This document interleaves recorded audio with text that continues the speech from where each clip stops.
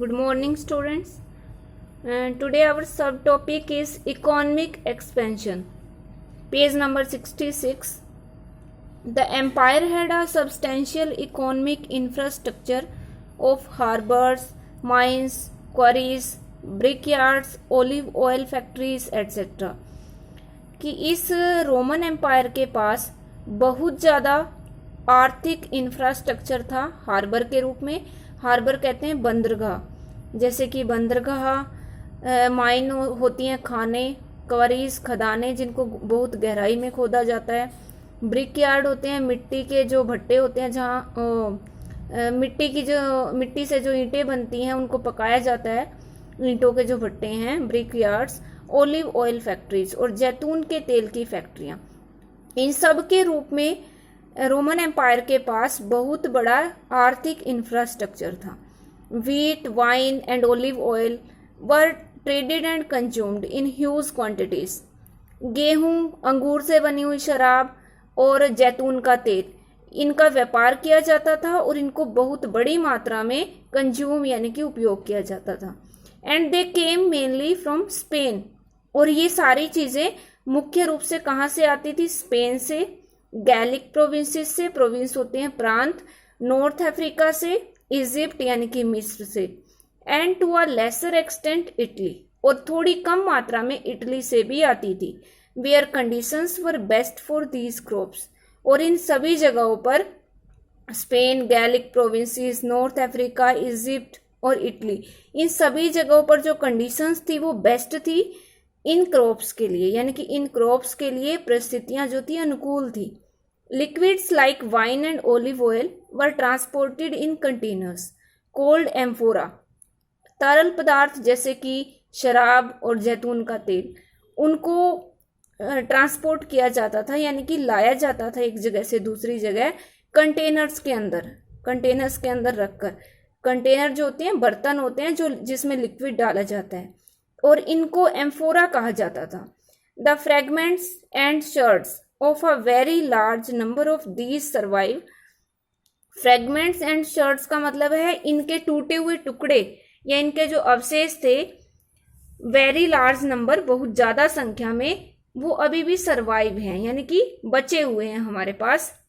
Monty टेस्टेसियो इन रोम, एक जगह का नाम है ये, टेस्टेसियो, मोंटी टेस्टेसियो, रोम में है ये। Is said to contain the remnants होते हैं उनके जो रिमेन्स हैं, अवशेष हैं, तो वो जो अवशेष हैं उस रोम में, इस मोंटी टेस्टेसिया जो जगह है वहां पे आज भी मौजूद है, ऑफ ओवर 50 मिलियन वेसल्स, और ये जो अवशेष हैं वो लगभग 5 करोड़ से भी ज्यादा बर्तनों के हैं। And it has been possible for archaeologist to reconstruct the precise shapes of these containers, और इतनी मात्रा में जब अवशेष उनके मौजूद हैं तो ये आर्कियोलॉजिस्ट के लिए संभव हो गया है कि वो उनको रिकंस्ट्रक्ट कर लें, उनकी शेप को, जो उनकी सही शेप थी, प्रिसाइज शेप थी, उसको वो रिकंस्ट्रक्ट मतलब दोबारा से बना लें उन टुकड़ों को जोड़कर इन कंटेनर्स के। Tell us what they carried, और फिर वो हमें ये बताते हैं जब वो बन के तैयार हो गए, आर्कियोलॉजिस्ट ने उनको दोबारा से शेप दे ली जोड़ के, तो वो हमें ये बताते हैं कि उनके अंदर क्या आता होगा, क्या कैरी किया जाता होगा। And say exactly where they were made by examining, और ये भी वो हमें बताते हैं कि उनको कहाँ बनाया जाता होगा, और ये हमें कैसे पता चलेगा कि वो कहाँ बनते थे? बाय एग्जामिनिंग, उनका एग्जामिन करके या उनकी जांच परख करके। किसकी? द क्ले कंटेंट मतलब जिस मिट्टी से वो बने हुए हैं उस मिट्टी को एग्जामिन करके, एंड मैचिंग द फाइंड्स, और जो भी फाइंड्स मिले हैं, जो अवशेष मिले हैं, उनको मैच करके with clay pits throughout the Mediterranean के पूरे मेडिटेरियन में जो भी मिट्टी के नमूने हैं उनके साथ उनको मैच करके ये पता लगाया गया कि इस तरह की जो मिट्टी है वो कहाँ मिलती है और वो कहाँ फिर बनते थे।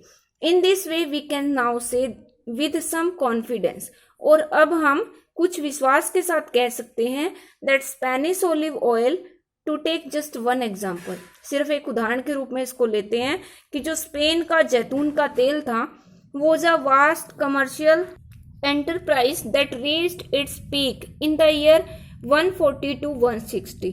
वो एक बहुत बड़ा, जैतून का जो तेल था स्पेन का, वो एक बहुत बड़ा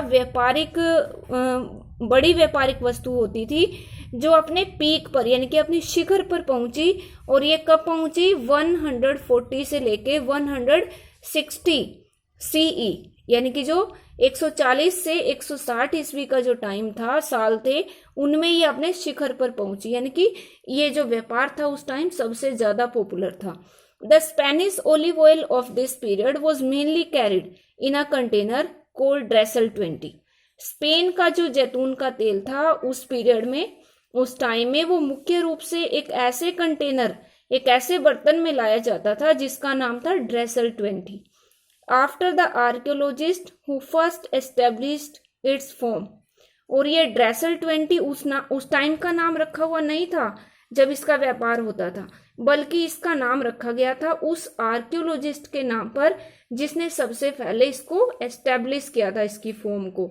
यानी कि इसको दोबारा से टुकड़ों को जोड़कर शेप उसकी बनाई गई थी, सेम वैसे ही जैसे वो पुराने टाइम में यूज होता होगा। तो वो जो उसकी एस्टेब्लिशमेंट थी जिस आर्कियोलॉजिस्ट ने की थी, उसके नाम पर ये ड्रेसल 20 उसका नाम रखा गया था। If finds of Dressel 20 are widely scattered across sites in the Mediterranean, this suggests that Spanish olive oil circulated very widely indeed। अगर ड्रेसल 20 बहुत ज्यादा मात्रा में मेडिटेरियन के बहुत सारे स्थानों पर ये मिला है, तो ये हमें ये बताता है कि स्पेन का जो जैतून का तेल था वो व्यापक रूप से सब जगह सर्कुलेट था, यानी कि सब जगह उसका व्यापार होता था, सब जगह वो पहुंचाया जाता था। बाय यूजिंग सच एविडेंस, इस प्रकार के सबूतों को यूज करके, the remains of amphora of different kinds, अलग अलग प्रकार के एम्फोरा के अवशेष, एंड देयर डिस्ट्रीब्यूशन मैप्स, और डिस्ट्रीब्यूशन मैप का मतलब है जिन स्थानों पर उसको डिस्ट्रीब्यूट किया जाता था। तो ये दोनों चीजें इनका यूज करके जो आर्कियोलॉजिस्ट थे आर एबल टू शो, वो ये दिखाने में एबल हुए, ये दिखाने में सक्षम बने that Spanish producer succeeded in capturing markets for olive oil from their Italian counterparts. कि स्पेन के जो प्रोड्यूसर थे, स्पेन के प्रोड्यूसर मतलब स्पेन के जो जैतून का तेल उगाने वाले या बनाने वाले जो उत्पादक थे, वो सफल हुए मार्केट को कैप्चर करने में, बाजार पर कब्जा जमाने में सफल हुए फॉर ओलिव ऑयल, जैतून के तेल के लिए। और ये किससे उन्होंने ये कब्जा अपने नियंत्रण में लिया? इटालियन काउंटर पार्ट, इटली के जो उनके प्रतिद्वंदी थे उनसे उन्होंने ये इस मार्केट पे कब्जा कर लिया और इटालियन काउंटर पार्ट को कब्जा करने नहीं दिया। This would only have happened, और ये तभी हुआ होगा if Spanish producers supplied a better quality oil at lower prices. ये तभी संभव हुआ होगा अगर स्पेन के प्रोड्यूसर्स ने, स्पेन के उत्पादकों ने जो ये ओलिव ऑयल है उसकी अच्छी क्वालिटी दी होगी और वो चीप लोअर प्राइसेस पे या चीप प्राइसेस पे दी होगी, यानी कि सस्ते दामों पर अच्छी क्वालिटी उन्होंने सप्लाई की होगी, तभी उनका बाजार पर नियंत्रण बढ़ा होगा। In other words, the big land owners from different regions competed with each other for control of main markets for the goods they produce। जो भी सामान, जो भी वस्तु वो प्रोड्यूस करते थे उसके लिए वो मुख्य बाजार पर कब्जा करने के लिए, नियंत्रण करने के लिए एक दूसरे से मुकाबला करते थे। The success of the Spanish olive growers was then repeated by North African producers. और ये जो स्पेन की सफलता थी ओलिव ग्रोवर्स की, जैतून का तेल बनाने वाले जो थे, उगाने वाले, तो उनकी जो सफलता थी उसको दोहराया गया नॉर्थ अफ्रीकन प्रोड्यूसर्स के द्वारा। यानी कि हम ये कह सकते हैं कि स्पेन के बाद नॉर्थ अफ्रीका के प्रोड्यूसर्स ने वो जगह ले ली जो स्पेन के ग्रोवर्स को मिली हुई थी। Olive estates in this part of the empire dominated production through most of the 3rd and 4th century।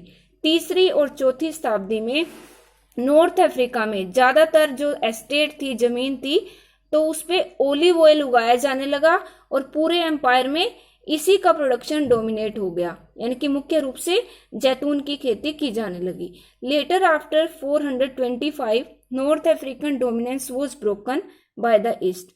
East यानी कि पूर्व, जो नियर ईस्ट था, नियर ईस्ट का जो भी प्रदेश थे उनके द्वारा ये नॉर्थ अफ्रीका का डोमिनेशन जो था वो भी तोड़ दिया गया। यानी कि हम ये कह सकते हैं कि 425 ईस्वी के बाद नॉर्थ अफ्रीका का स्थान ईस्ट ने ले लिया। सबसे पहले स्पेन जो था वो जैतून का व्यापार करता था, जैतून के तेल का, उसके बाद नॉर्थ अफ्रीका, और फिर 5th सेंचुरी में ईस्ट में शुरू हो गया। In the later 5th and 6th centuries the Aegean southern Asia Minor, Turkey, Syria, Palestine became major exporter of wine and olive oil.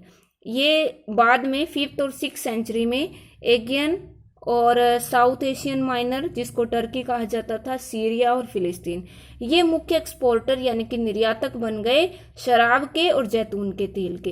And containers from Africa show a dramatically produced presence on Mediterranean markets. जो containers थे Africa से जो मर्तबान या बर्तन भेजे जाते थे वो नाटकीय रूप से रिड्यूस होता है कम होना प्रेजेंस का मेडिटेरियन मार्केट्स में उनकी जो अफ्रीका से जो कंटेनर आते थे उनकी अब नाटकीय रूप से कमी आ गई थी, रिडक्शन हो गया था। Behind these broad movements the prosperity of individual regions rose and fell depending on how effectively they could organize the production and transport of particular goods and on the quality of those goods. Behind these broad movements, ये जो movement होती थी, जैसे कभी किसी का व्यापार बढ़ जाता था, कभी कम हो जाता था, तो इसकी वजह से द प्रोस्पेरिटी, जो समृद्धि थी, धन आता था जैसे इन कंट्रीज में, द इंडिविजुअल रीजन्स, जो भी वहाँ के क्षेत्र थे उनके अंदर जो प्रोस्पेरिटी थी, समृद्धि थी, कभी वो रोज मतलब ऊपर उठ जाती थी, कभी फैल मतलब गिर जाती थी। तो ये किस पे डिपेंड करती थी? How effectively they could organise the production. वो इस बात पर निर्भर थी कि वो कितने अच्छे तरीके से, कितने प्रभावशाली तरीके से प्रोडक्शन को ऑर्गेनाइज करते हैं, यानी कि जो उत्पादन है उसको कैसे संगठित कर सकते थे। And transport of particular goods, या उस जो वस्तु है उसको ट्रांसपोर्ट कैसे प्रभावशाली तरीके से करते थे। And on the quality of those goods, और उस सामान की जो क्वालिटी है, गुणवत्ता है, उस पे भी ये निर्भर होता था। हम ये कह सकते हैं सिंपली कि जिस भी क्षेत्र में जो प्रोस्पेरिटी है कभी रोज होती थी, कभी फेल होती थी, तो इसके 3 मेन रीजन थे। अगर वो प्रभावशाली तरीके से उसके प्रोडक्शन को ऑर्गेनाइज करेंगे, उस गुड्स के ट्रांसपोर्ट को सही तरीके से करेंगे और उसकी क्वालिटी अच्छी होगी, तो उनकी प्रोस्पेरिटी रोज होगी यानी कि बढ़ेगी। और अगर ये तीनों चीजें जो हैं वो प्रभावशाली तरीके से नहीं की गई तो उनकी जो प्रोस्पेरिटी है वो फेल होगी यानी कि गिरेगी।